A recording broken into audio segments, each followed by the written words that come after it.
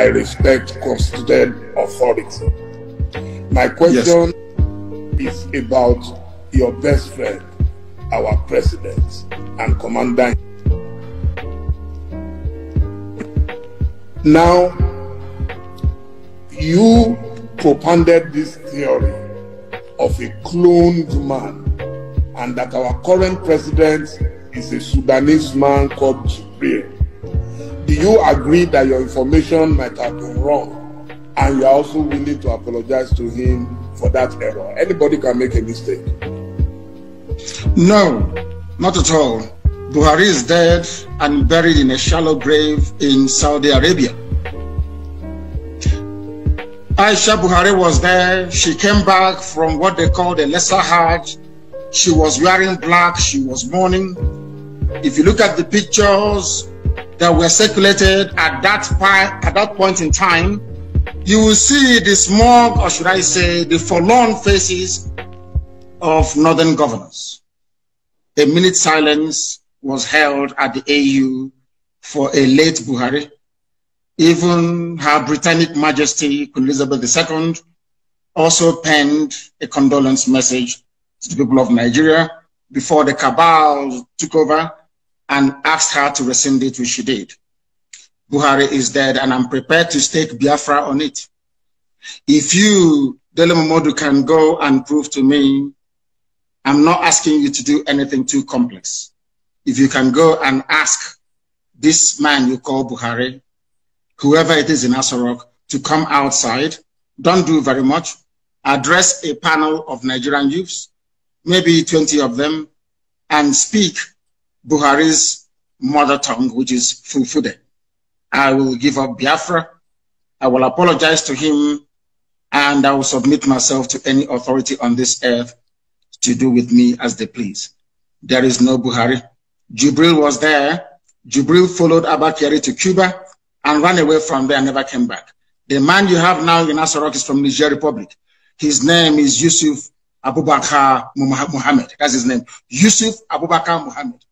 Even Shekau knows who he is personally and was mentioning his name as well. It is not Buhari. The old Buhari that you and I know, the country cannot be burning and he will restrict himself to only 12 minutes of edited broadcast. Impossible. Impossible. Anybody that knows Buhari, even if he's dying, he must speak because he fought in his own understanding to keep Nigeria one.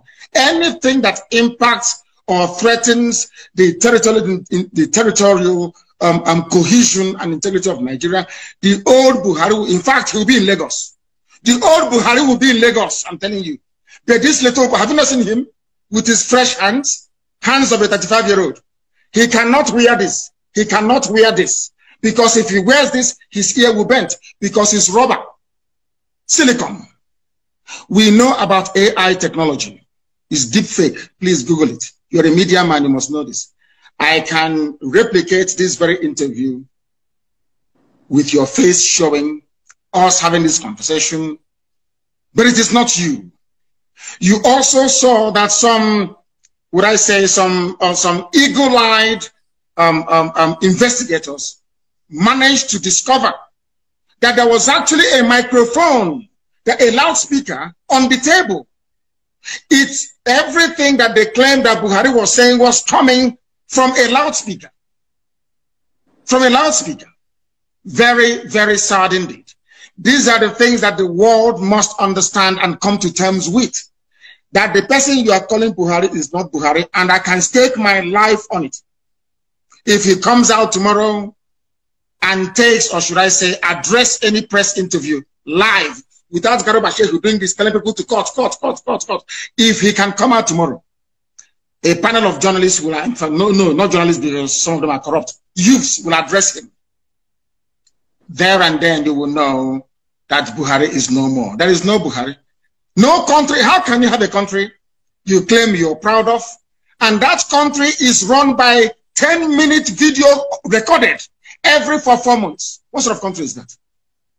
Every 4 months you issue a pre-recorded video to address 200 million people. What an insult. What an insult. In a time of crisis, there is COVID-19, people are agitating, they're very restive. The only thing you can do is 10 minutes video. Laughable and absolutely absurd. And no sensible person should be able to tolerate it. Buhari is dead, and I stake my life on it. What is the president afraid of? Some people are going to boo you, some people are going to mock you, some people are going to... That is completely irrelevant. That does not have any hold constitutionally or by any of our extant laws in this country. The powers of the National Assembly to summon is sacrosanct, it's not debatable, and this is the first time I'm hearing this. Trump, as cantankerous as he is, he was invited by the U.S. Congress, and he appeared before them.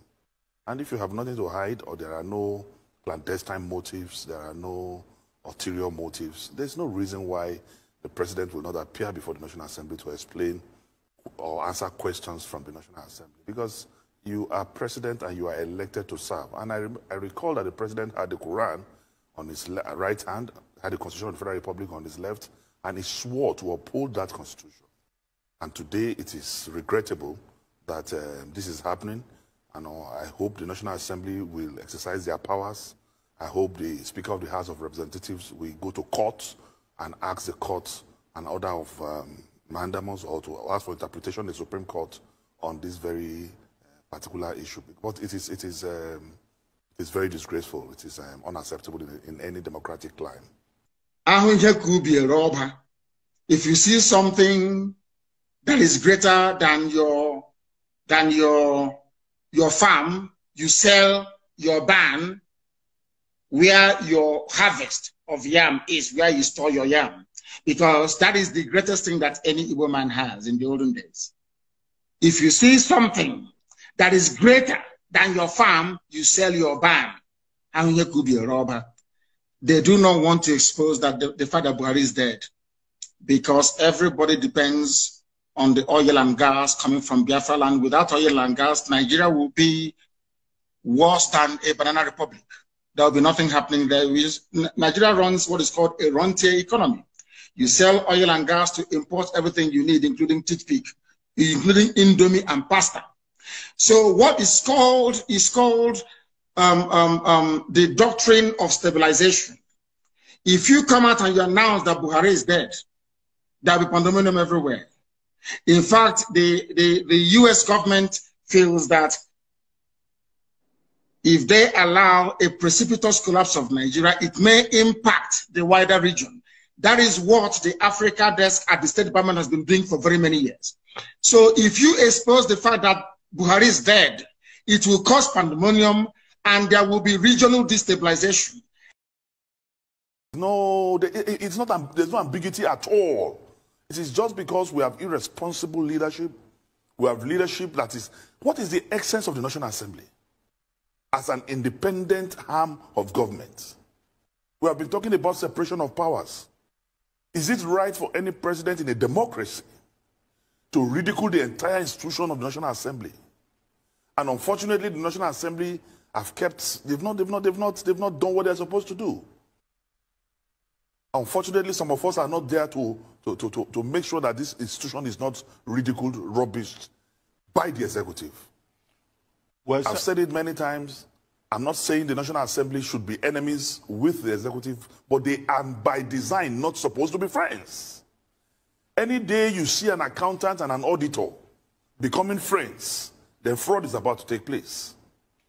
So the National Assembly has been conditioned legally, constitutionally, to check the activities of the executive, including that of Mr. President. If you say they have no powers of summon, then what is their primary constitutional role? If you have nothing to fear, even morally speaking, no responsible president have powers to decline invitation of the National Assembly. Not to talk of being empowered by the provisions of Section 88.1. And that 88.1 is not written in Okun language.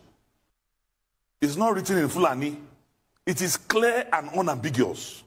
So I'm surprised that lawyers who have gone through law school, who understand the letters and words in English, will give some satanic interpretation some wicked, nefarious interpretation to that provision. It is not acceptable. In a proper democracy, it is not acceptable. And that is why I say, because of the refusal of the president to appear, what we are practicing in this country is not democracy. That's not government of the people, by the people, and for the people. Because the representative of the people are inviting you and you are saying no. What we are practicing is greediocracy. Government of the greedy, by the greedy, and for the greedy. Well, there is no reason why anyone should defend the president. There's no reason why anybody should protect the president. The president, as a Democrat, as one who was elected by the people, must face the people when they ask questions. Only to the National Assembly. When last did the president speak to the media? When last did the president engage the media in a question and answer? You are defending the president from going to commission projects. You are defending him from going to interact with media. You are defending him even from communing with the citizens who elected him into power. We didn't elect a president who should remain in the corridors of his comfort in the villa. All right, everyone, this is where we end the program today. Thank you very much for watching this video to the very end. I want to also appreciate everyone that